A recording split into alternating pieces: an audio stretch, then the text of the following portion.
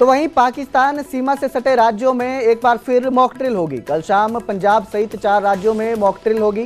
गुजरात, राजस्थान, पंजाब और जम्मू कश्मीर में mock drill की जाएगी। सीमावर्ती इलाकों में सतर्कता को लेकर ये मॉक ड्रिल की जाएगी।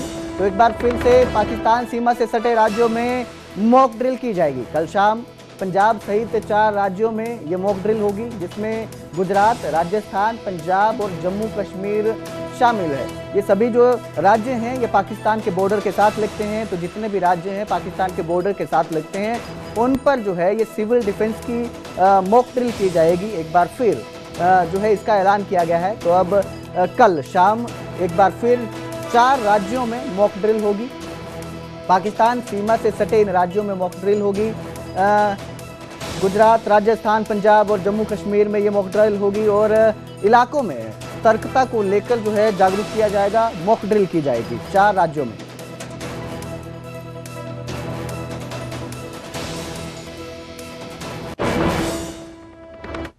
उधर केंद्रीय कैबिनेट की मीटिंग में कई अहम फैसले लिए गए। केंद्रीय कैबिनेट में किसानों को लेकर 3 फैसले हुए हैं। खरीफ की फसल पर एमएसपी तय किया गया है। अश्विनी वैष्णव जो है उनका ये बयान सामने आया है। लागत से 50% अधिक एमएसपी को मंजूरी मिली है। दलहन, तिलहन और कपास पर एमएसपी जो है वो तय किया गया है। किसानों को ऋण पर ब्याज में छूट को भी मंजूरी दी गई है। तो अश्विनी वैष्णव का ये बयान सामने आया है। केंद्रीय कैबिनेट की मीटिंग में किसानों को लेकर ये फैसले लिए गए हैं। कुल 7 करोड़ 71 लाख किसानों को इन फैसलों से जो है वो लाभ मिलेगा। तो केंद्रीय कैबिनेट के अहम फैसलों में 3 बड़े फैसले किसानों से जुड़े लिए गए हैं, जिसमें किसानों को लेकर ये 3 फैसले हैं। खरीफ की फसल पर एमएसपी तय किया गया है। लागत से 50% अधिक एमएसपी को मंजूरी दी गई है। दलहन, तिलहन और कपास पर एमएसपी तय किया गया है। ये इंडिविजुअल क्रॉप्स की एमएसपी है। 3 भाग में है। पहला भाग है सीरियल्स यानी फूड ग्रेन्स, उसमें पैडी, ज्वार, बाजरा, रागी और मेज, इन सब की एमएसपी आपके सामने है। आप सब जगह देखेंगे जो कॉस्ट है, कॉस्ट ऑफ प्रोडक्शन है और उसके बेसिस पे एमएसपी, कॉस्ट के ऊपर एमएसपी कितना है वो लास्ट कॉलम बहुत इंपॉर्टेंट है। कम से कम 50%, कुछ केसेस में 63%, कहीं पे 59% over and above the cost. तो वहीं पानीपत में आरटीआई से चौंकाने वाला खुलासा हुआ। सीएम के ओएसडी को लेकर आरटीआई ने बड़ा खुलासा किया है। 7 माह से अवैध रूप से ड्यूटी कर रहे थे गजेंद्र फोगाट। बिना सेवा विस्तार 7 महीने से ड्यूटी कर रहे थे। हर महीने वेतन भत्ते समेत दूसरी सुविधाएं ले रहे थे। आरटीआई एक्टिविस्ट पीपी कपूर का बड़ा दावा है। कपूर ने ओएसडी को बर्खास्त करने की मांग की है।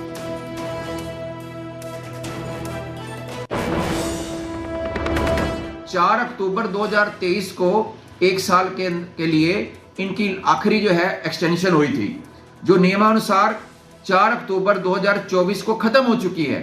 तो 4 अक्टूबर 2023 को इनका कार्यकाल खत्म होने के बावजूद इनको बिना कोई एक्सटेंशन दिए ये अपने पोस्ट के ऊपर तैनात हैं और लाखों रुपए हर महीने की ये वेतन भत्ते, गाड़ी, बंगला, नौकर चाकर सब सुविधाएं मौज करने लग रहे हैं। तो इस आरटीआई खुलासे के मार्फत से हम ये मांग करते हैं माननीय राज्यपाल हरियाणा से और मुख्यमंत्री हरियाणा से कि इस घोटाले की जांच कराई जाए और इस गजेंद्र फोगाट जो मुख्यमंत्री के ओएसडी हैं, officer on special duty publicity department, इनको तत्काल अपने पद से इससे बर्खास्त किया जाए और पिछले 7 महीने के दौरान जो इन्होंने वेतन भत्ते लाखों रुपए के लिए हैं गैर कानूनी ढंग से, वो इनसे तत्काल ब्याज समेत वसूल किए जाएं। आगे बढ़ेंगे, बात करेंगे भिवानी की, जहां पीने के पानी को लेकर हाहाकार मच गया है। लोगों ने रोहतक नेशनल हाईवे को जाम कर दिया। बैंक कॉलोनी की महिलाओं ने यह जाम लगाया था। नए बस स्टैंड के पास उन्होंने रोड को जाम किया। पेयजल की कमी से गुस्साई महिलाओं ने जाम लगाकर सड़क पर खाली मटके फोड़कर विरोध जताया। रोड जाम होने से वाहनों की लंबी कतार लग गई। तस्वीरों में आप देख सकते हैं कि महिलाओं ने यहां मटका फोड़कर प्रदर्शन किया। हालांकि शनिवार तक समाधान के आश्वासन पर 1 घंटे बाद जाम खोल दिया गया।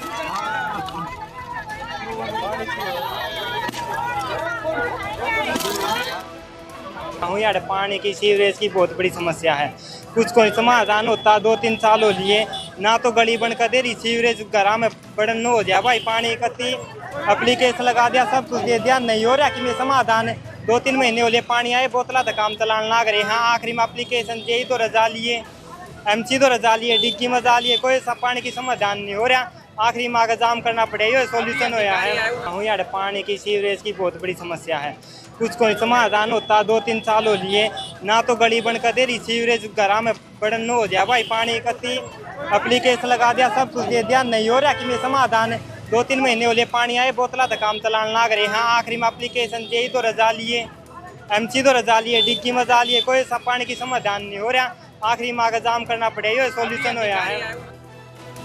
आगे बढ़ेंगे, बात करेंगे नूह में नाबालिग से सामूहिक दुष्कर्म मामले की, जिसमें कोर्ट ने दोषी को 20 साल की सजा सुनाई है। कोर्ट ने आरोपी पर 70,000 का जुर्माना लगाया।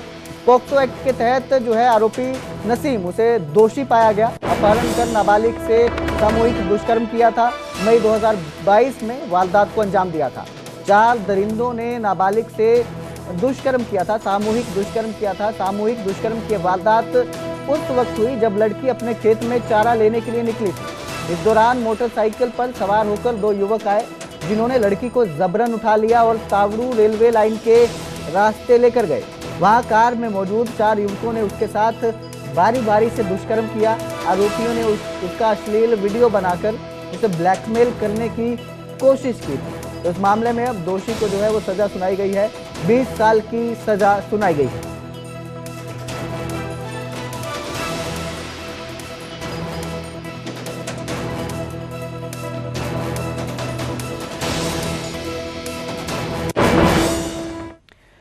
तो वहीं हिसार में जमीन विवाद में 2 भाइयों के बीच गोलियां चल पड़ी। फायरिंग में दोनों पक्षों के 5 लोग घायल हो गए। बड़े भाई की पत्नी के दोनों पैरों में गोली लगी है। छोटे भाई ने भाभी को बंदूक की बट से पीट दिया। घायलों को अस्पताल में भर्ती करवाया गया है। बड़े भाई का आरोप है कि उसके छोटे भाई ने गोलियां चलाई, जिसमें कुछ छर्रे उसे लगे, जबकि उसकी पत्नी के दोनों पैरों में गोली लगी है। वारदात का एक वीडियो भी सामने आया है। उधर छोटे भाई और भतीजा भी हिसार के एक निजी अस्पताल में भर्ती है। तो जमीन विवाद में 2 भाइयों के बीच गोलियां चली हैं, जिसमें एक भाई की पत्नी के दोनों पांवों पर गोलियां लगी हैं। बड़े भाई का आरोप है कि